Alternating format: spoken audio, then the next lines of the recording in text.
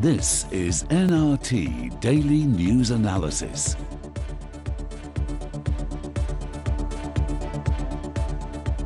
سڵاوتان لەبێ بەڕێزان، کارزان عوسمانم لە ستۆدیۆکانمان لە شاری سلێمانیەوە لەگەڵتانم. کێشەکانی نێوان هەولێر و بەغدا ئەگەر زیادی نەکرد بێت کەمی نەکردووە. هێشتاش ڕوون نییە کێ سەبەبە، هەولێر یاخود بەغدا.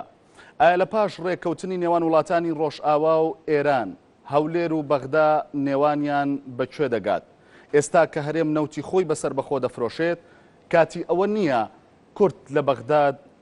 بکشێتەوە؟ بەڕێزان، ئەم پرسە تاوتۆ دەکەین لەگەڵ میوانەکانم. جەمال کۆچەر، ئەندامی پەرلەمانی عێراق لە فراکسیۆنی یەکگرتووی ئیسلامی کوردستان کە ڕاستەوخۆ لە ستۆدیۆکانمان لە دهۆکەوە لەگەڵمان دەبێت، هەروەها ئەشواق جاف، ئەندامی پەرلەمانی کوردستان لە فراکسیۆنی پارتی دیموکراتی کوردستان کە لە ستۆدیۆ میوانە. زۆر بەخێر بێ شواقان. هەروەها کە محەممەد، ئەندامی پەرلەمانی کوردستان لە فراکسیۆنی گۆڕان لەگەڵمان دەبێت لە شاری هەولێرەوە کە پاش چەند خولەکێکی تر گفتوگۆکانمان لەگەڵ ئەویش دەست پێ دەکەین. کاک جەمال، سەرەتا لە جەنابتانەوە دەست پێ دەکەم. بۆچی کێشەکانی نێوان هەولێر و بەغدا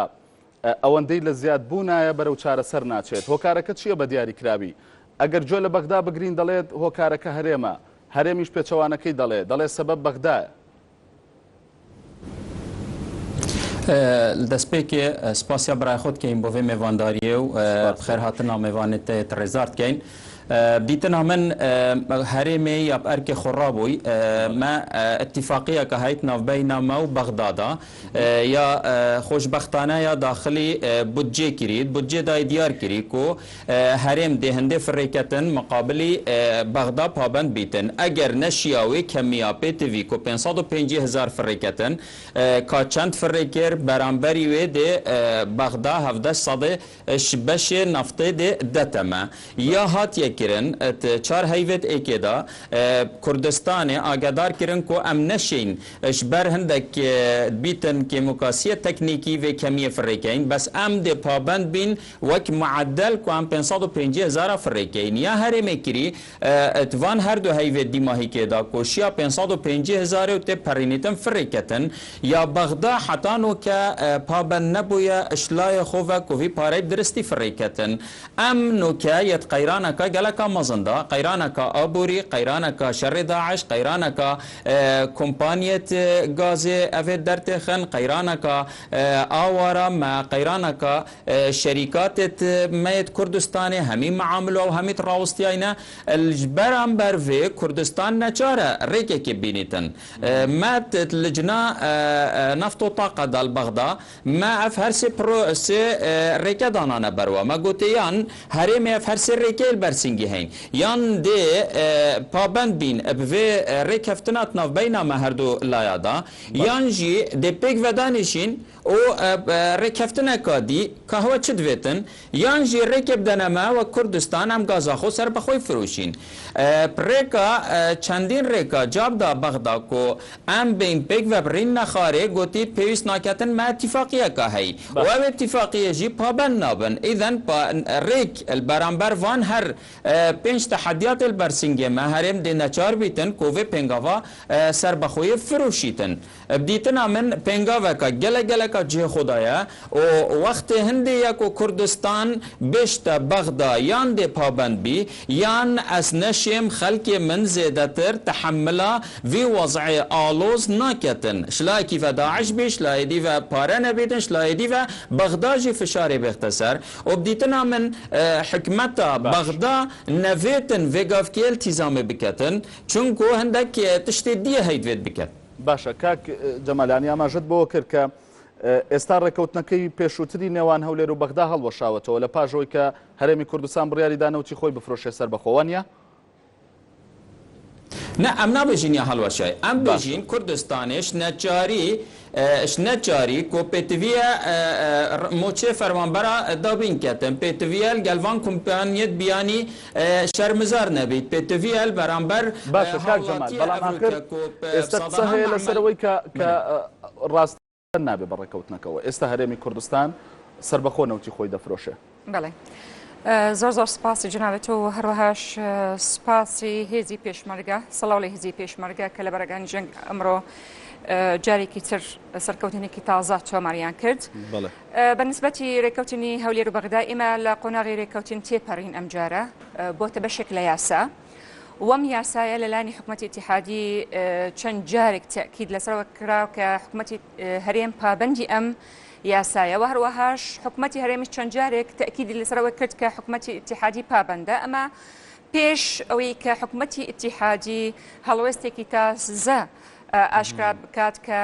حکوومەتی هەرێم چەند نەوت دەفرۆشێت ئەوەندە پارەی ئەداتێ. ئەمەش پێشەلکاری یاسای بودجەی 2015 ئەوە یەک.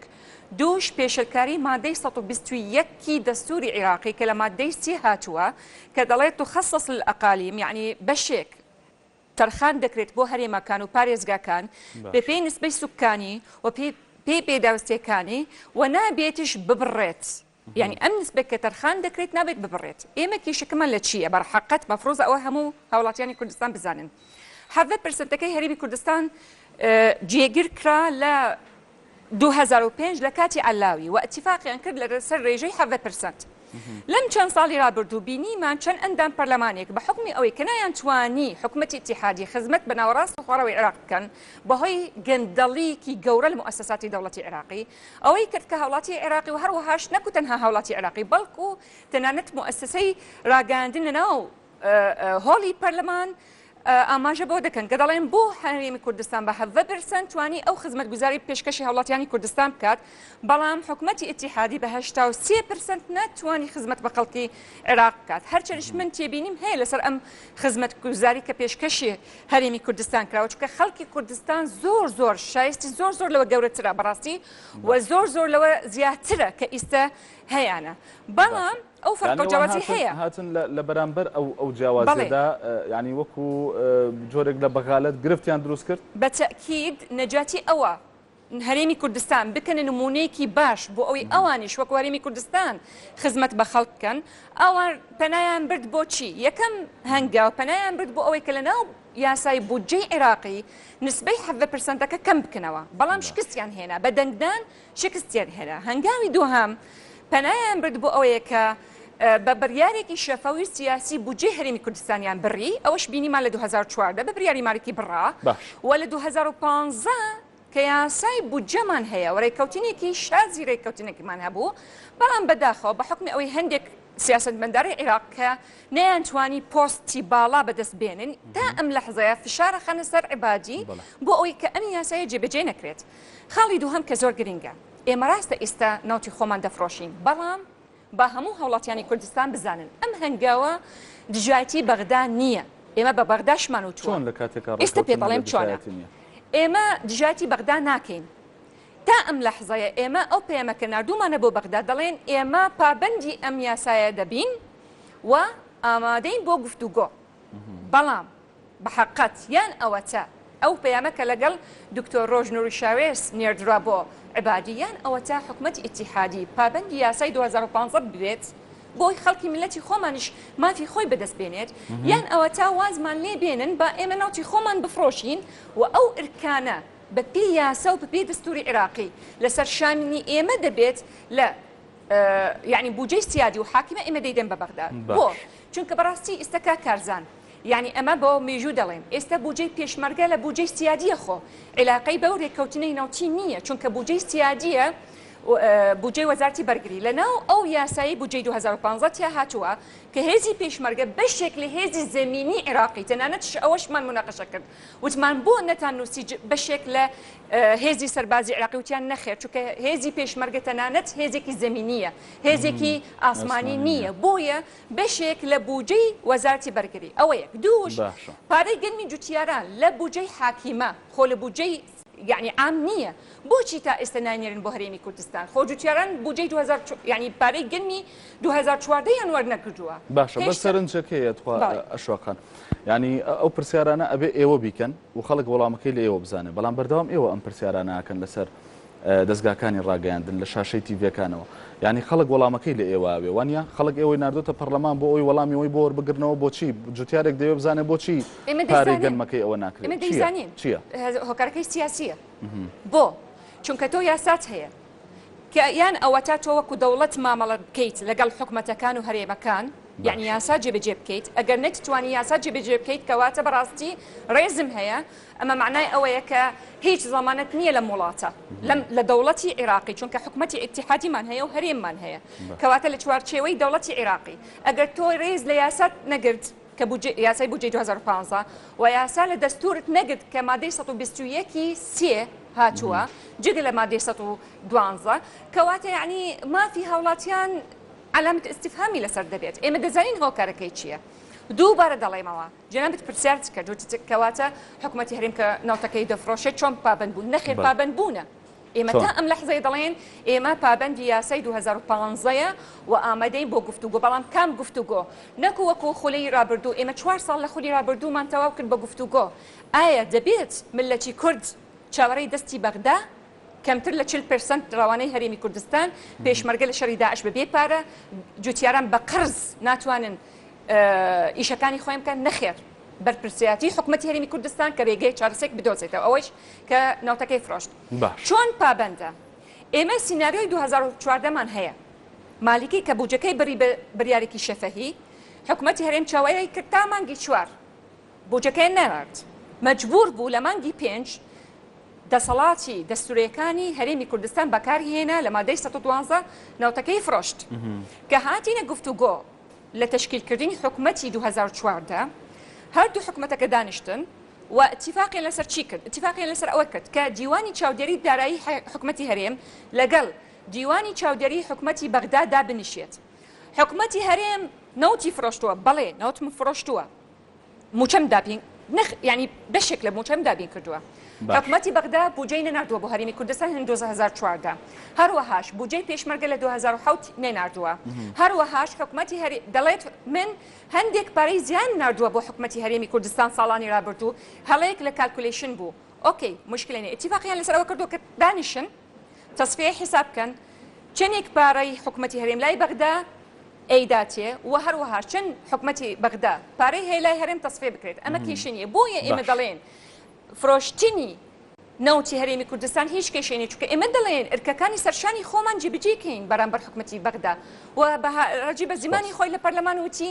چەندێک ئێوە ناوتە فرۆشتین ئەوەندە پارەتەن ئەدەمێت تەنانەت من پێم وتم وانە چونکە ئێمە لە مانگی 4 و 5 لە 550,000 زیاتر بەڵام ئێوە لە کەمتر لە 40% دوای ئەوە وتیان نەخێت تەنانەت نەوتی هەرێم چەند ئەفرۆشن ئێوە پارەتەن ئەدەمێت کەواتە ئەم فرۆشتنی ناوتی هەرێم هیچ لە معادلەکە ناگۆڕێت ئەگەر هەدەفێکی سیاسیەکی لە پشتەوە نییە. باشە سوپاس دەکەم کاک جەمال دەمەوێت ڕای تۆ بزانم سەبارەت بە قسەکانی شاخانیانی تۆش پێ دوایە گرفتەکە تەنیا گرفتێکی سیاسیە کە بەغدا بۆ هەرێمی کوردستانی دروست دەکا و لە پاڵەوەشدا ینی ئەگەر حەق و مافی و ئیمتیازاتی هەریەک لە هاوڵاتیانی هەرێمی کوردستان و پارێزگاکانی کوردستان و هەرێمەکانی ناو عێراقیش بە پێی دەستور چەسپێنراوە ئیدی بۆچی ڕێکەوتن بکرێ؟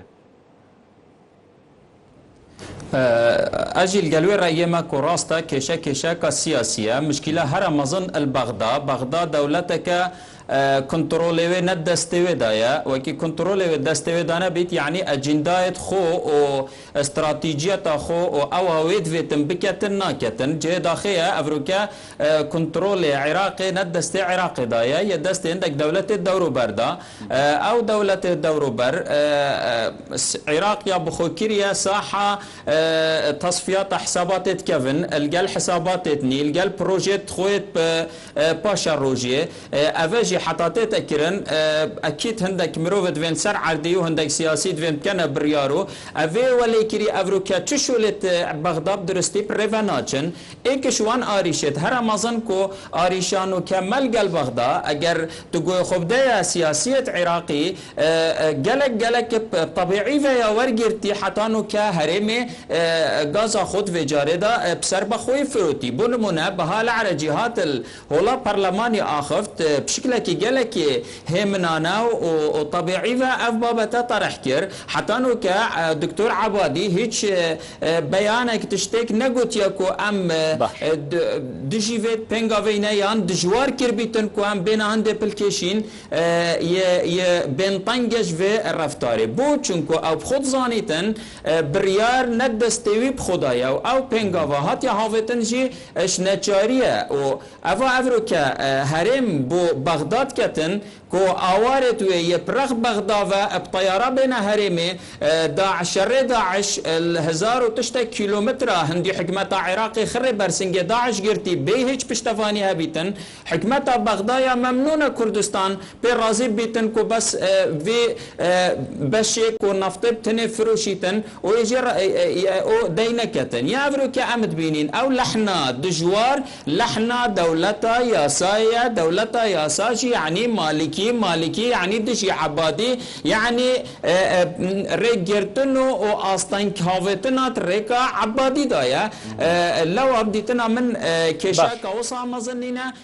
بغداد زانیتن هرم یاد قیرانه که حقیقی داد بوریتن و مراعاتویت کتن ویلایدا بەتایبەت لەسەرەوەی کە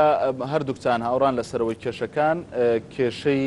سیاسین بەڵام ئەمە بەتەنیا تاگلایانەیە یعنی بۆ نمونە بەتەنیا حکوومەتی عێراقی لی بەرپرسیارە ئەوە گرفت دروست دەکا چونکە زۆر جار دەوترێ یعنی خۆ واکراوە کە گومان لەلای حکوومەتی عێراقی دروست بکرێ بەو لێدوانانەی سەبارەت بە دەوڵەتی کوردی و بەسەر بەخۆی کوردستان و بەجیابوونەوە دەدرێ لەلایەن سەرکردایەتی سیاسی کوردەوە ئەمە تەئسیری هەبووە لەسەرەوەی کە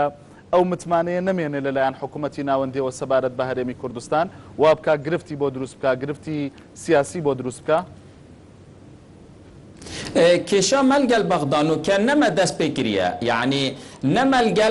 مالكي داس بكربو ونملقى العبادي داس بكريا القى مالكي ما بينغافت خو مهافتن مالكي ناني هرم بري بشتين القى العبادي وقت حكمه عبادي هاتي ام بينغافه كيف نكفتشوين ومروجا ايكي قوتي مدفتن حكمتك بن كفروان دانين شراكه بيتن وافي حكمتي ام دبهمي هولت خو كود بسر اخين اذا ام تشوين بغداد بسر بخين افريكا وقت ام نبينين بغداد بيجير بيتن بي خلال ام دي همي غافت بيفرك هبيتن كي خلته في بيفري مالفيريتشيا ما غازا هينوكا غازي ما هي ات برگيده هدا ات بجا افصاله ديان فيسايا هرم دي 550,000 بغداد مقابله تريليونكو و 200 تشتك مليار دي فريكتن هاجر او بيجن انتاج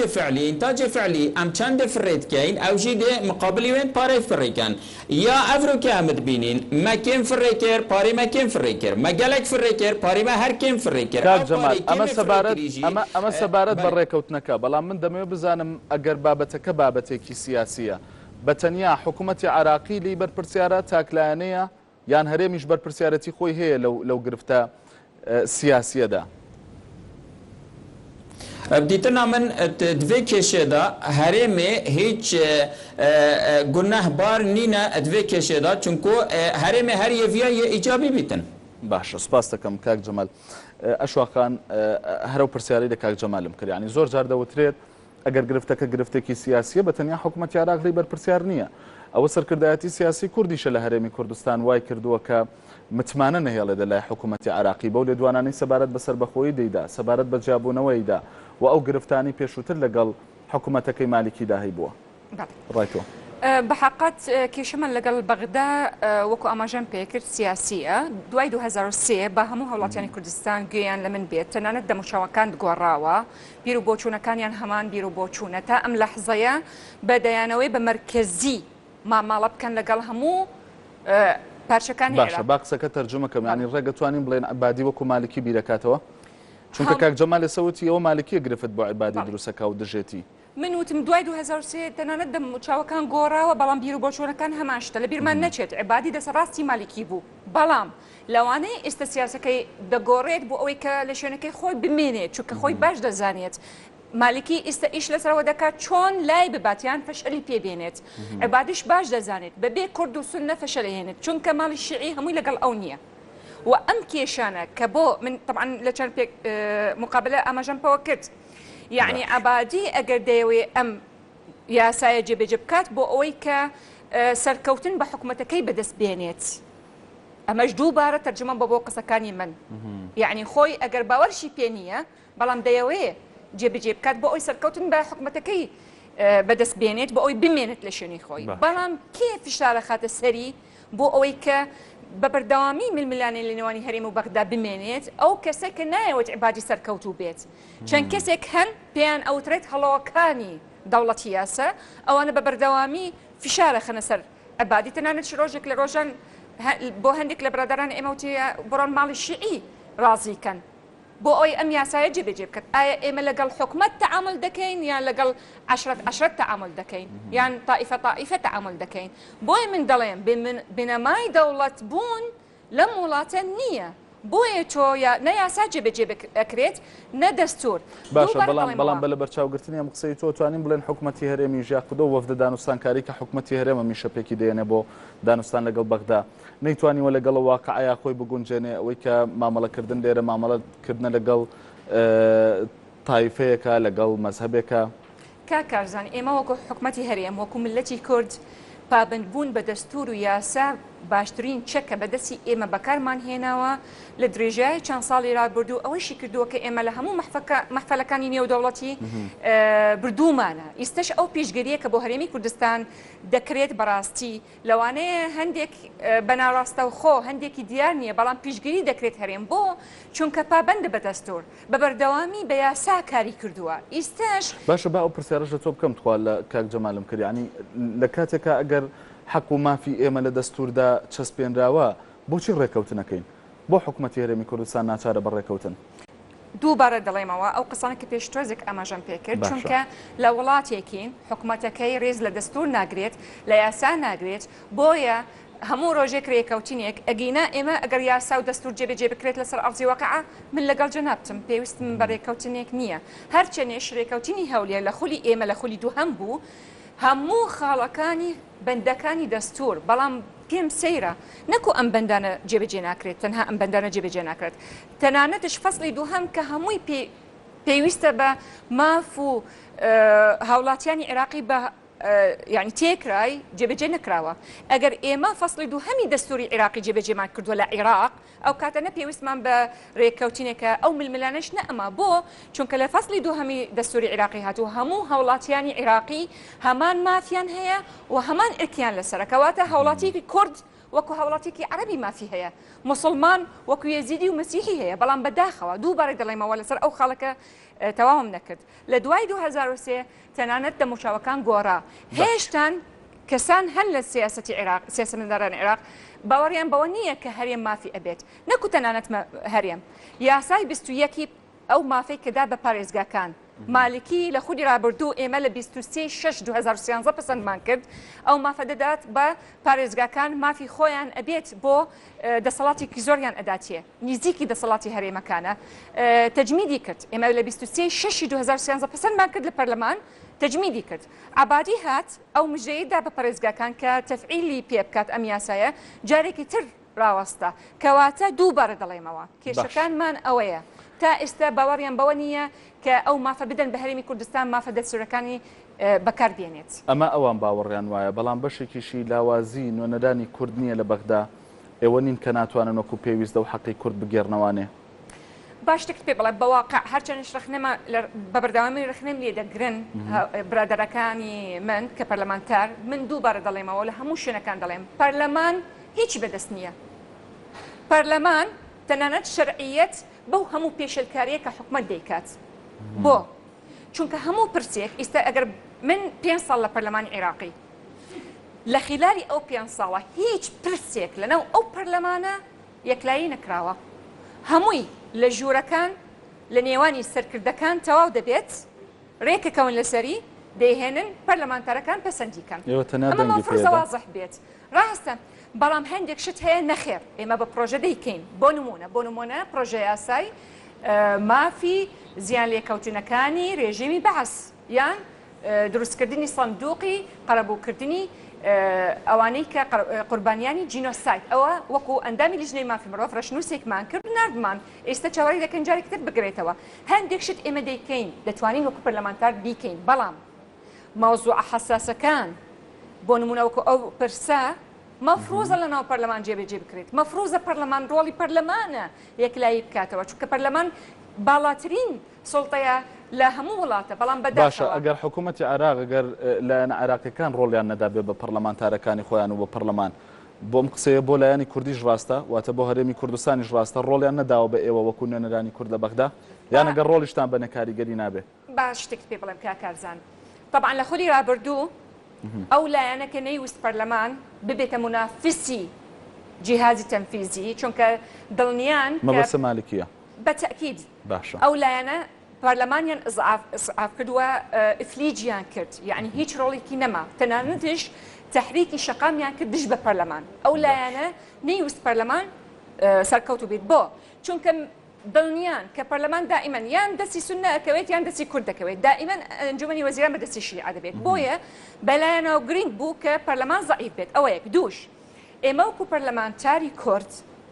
هەموو دەسەڵاتمان هەیە هەموو شتێک دەکەین بەڵام یەک لەحظە با ئەوە واضح بێت ئێمە 65 کورسین و ئەو پرسانە بە 65 کورسی یەکلایی نابێتەوە پێویستمان بە تەوافقی سیاسیە ئەو تەوافقیە لەکوێ دروست دەبێت لەو ژوورانە کە سەرکردە ژمارە یەک بەڵام دیسانەوە من هەرە گەڕێمەوە بۆ ڕۆڵی ئێوە بەڵام خۆتەزانی ینی خۆکاری پەرلەمانتاری بە تەنیاوە نییە کە حساب بۆ ژمارەی کورسەکانی خۆت بکەیت لۆبیکردنە پیاکردنی دەنگە کۆکردنەوەی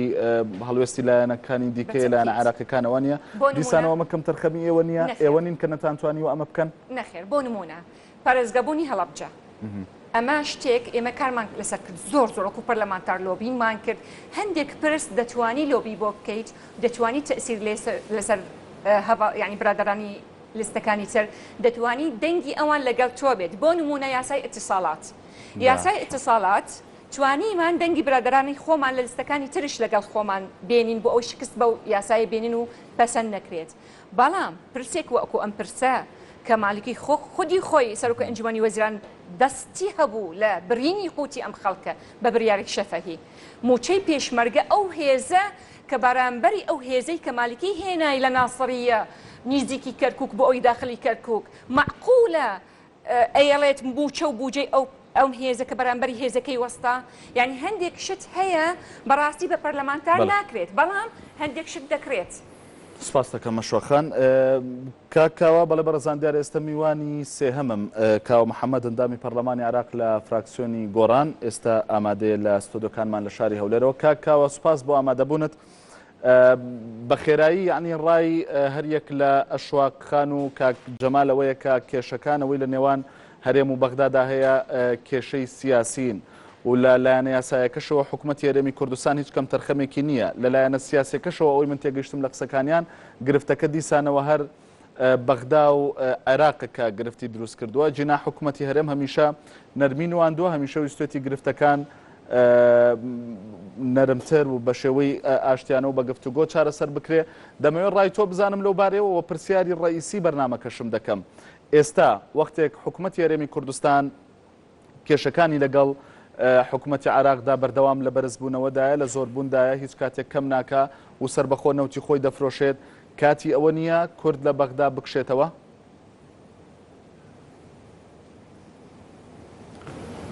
بەڵێ سپاسان دەکەم سڵاوم بۆ هاوڕێیان و بینەران هەیە و لەڕاستیدا من دەمێ ئەوە بڵێم کە ئەوەی کە لە عێراقدا ئێستا دەگوزارێ دەتوانین بڵێن لە دۆخێکدایە کە دۆخی لادەولێ یا نادەوڵەتیە لە دوای 2023 دەتوانم بڵێم ئەم حاڵەتە دروست بووە و ئەوەی کە هەیە کە لە ڕاستیدا هیچ دەتوانم بڵێم هیچ گەلێک نییە بە ناوی گەلی عێراق و هیچ یەکانگیریەک لە نێوان پێکاتەکانی عێراقدا نییە کە هەموو کۆیان بکاتەوە لە چوارچێوەی هاوڵاتی بوون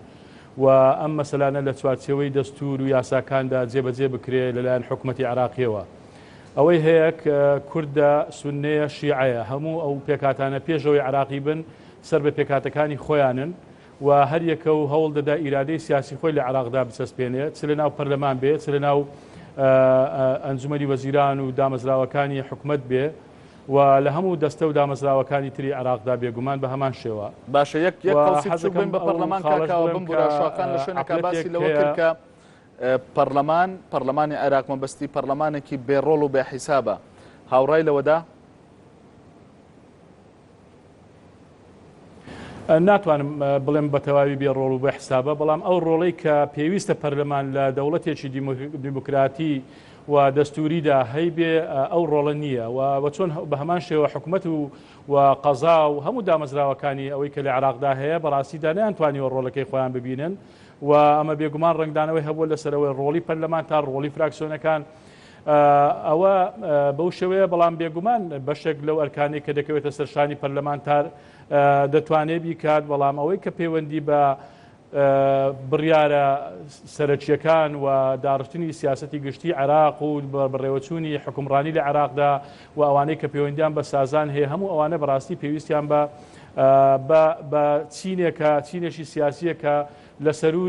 لە سەروی پەرلەمان و حکوومەت و دامەزراوەکانی تردایە کە ئەو چینە سیاسیان کە دەسەڵاتی حزبە سیاسیەکان و با بڵێن پێکاتە سیاسەکانی سەرچەکانی عێراقیان بەدەستەوەیە و حەز دەکەمەوە بڵێم کە عەقڵیەتێک لە عێراقدا هەیە لە دەمێ ساڵە لە سەرەتای دروستبوونی دەوڵەتی عێراقەوە تا ئێستا خۆی ئینتاز دەکاتەوە ئەو عەقڵیەتە من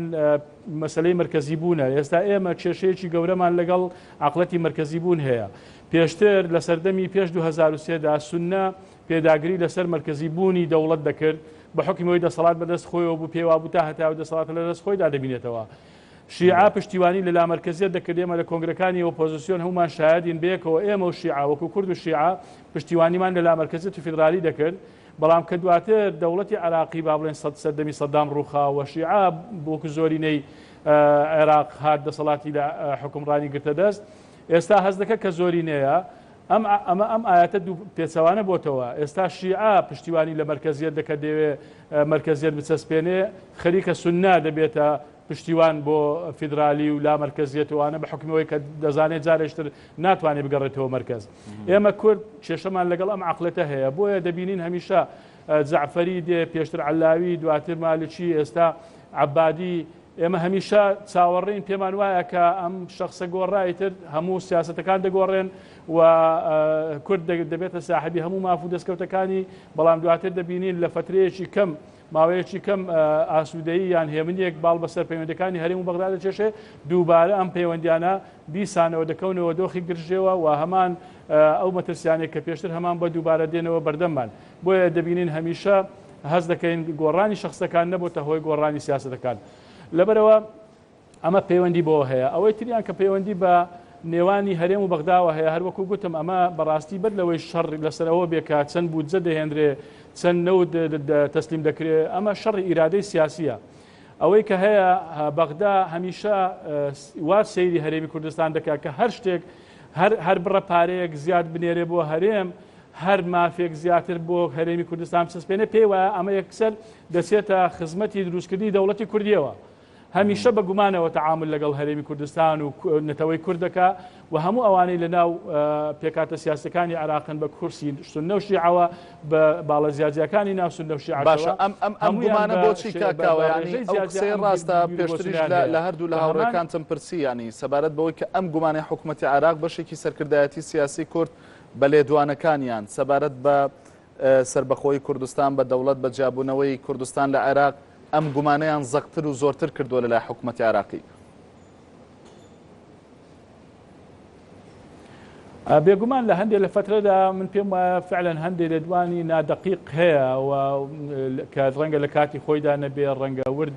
نەبێ ئەمانە بێگومان زیاتر تەغزیەوە دەکەن کە ئەم نەوع عەقڵەتە زیاتر کار لەسەرەوە بکەن و سوء ئیستیفادەی لێ بکەن بەڵام وەکو گوتم ئەمە تەنها پەیوەندی بۆەوە نییە ئەمە فەزایەکە لە بیرکردنەوە کە لە عێراقدا هەیە و نەک لە عێراقدا لە چوار دەوریشمان هەیە و لە دەوڵەتانی تریش هەیە بەڵام بە حکمەوەی ئێمە بەشێکین لە عێراقم گومانە هەمیشە ئێمە وەکو تاوانبار و تۆمەتبار بە پارچەکردنی عێراق تەماشامان دەکەن و ئێمە هەمیشەش گوتومانە یعنی مەسەلەی پارچەبوون بەڕاستی هیچ تۆمەتێک نییە و تاوانێک نییە کە کورد بیکە ئەمە بەڵکو مافێکە کە کاتی خۆی بێت وەکو مافی بڕیاردانی سارەنووس ئێمە حەقی خۆمانە بیکەین بەڵام پێمان خۆشە ئێمە گەر لەگەڵ عێراقی سبەی زیابووینەوە نمونەی چکستۆفاکیا بێ کە بە ئاشتی هەردوو لا جیابوونەوە ڕاپرسی کرا نەک نمونەی یوغۆسلاڤیاکە لە ئەنجامی شەڕ و کوشتارێکی زۆر ئینجابوون بە 6 دەوڵەتەوە لە هەریەک بوون بە دوژمنیەوی تر لەبەرەوە ئێمە ئەم گومانە هەیە لە هەمان کاتیشدا ئیرادەی سیاسی لە هەرێمی کوردستانیش هەمیشە هەوڵ دەدا ئیرادەی سیاسی خۆی تەسلیمی بەغدا نەکاوە پێی وایە ئەگەر هەموو ئیرادەی سیاسی و ئابووری خۆی تەسلیمی بەغدا کرد ئیتر سەردەمێکی تر سەدامێکی تر مالکیەکی تر هەموو عقلەکانی دیسانەوە دێنەوە ئەمانە هەموو لە دژی کوردستان هەرێمی کوردستان و کورد بەکاردەهێنرێتەوە و بە هیچ شێوەیەک ناتوانێت ئەو مافانێک کە هەیەی ممارەسەی بکات. سپاس دەکەم کاکاوە چەند کۆمنتێک دەخوێنمەوە لە تۆڕی کۆمەڵایەتی فەیسبوک هاوتا شێخانی دەڵێکەی بووین بە خاوەن سیاسەتێکی ئابووری باش و ژێرخانێکی ئابووری باش ئەو کات باسی جیابوونەوە بکەن بە تەنها پشت بەنەوت بەستن هەڵەیەکی گەورەیە هەژان شێخ نووریش نووسیوەتی بۆچی هەرێم 14 ملیارد دلاری گۆڕیەوە بە 500 ملیارد دینار کە بڕیاری دانەوت بە سربەخۆیی بفرۆشێت ئەمە کێشەکانی گەورەتر کردووە. هەروەها هێمن زاهیر دەڵێ باسکردنی کشانەوە لەلایەن سەرکردەکانەوە تەنها بۆ مەبەستی مەشغوڵکردنی خەڵکە و بەس ئەو وا دەڵێت. هەروەها ڕەفیق ئەمینیش نووسیوەتی هەمووی خەڵک مەشغوڵکردن ڕۆژێک لەگەڵ بەغدان ڕۆژێک دژی کەس نازانێ بە کام قسەیان باوەڕ بکات. هەروەها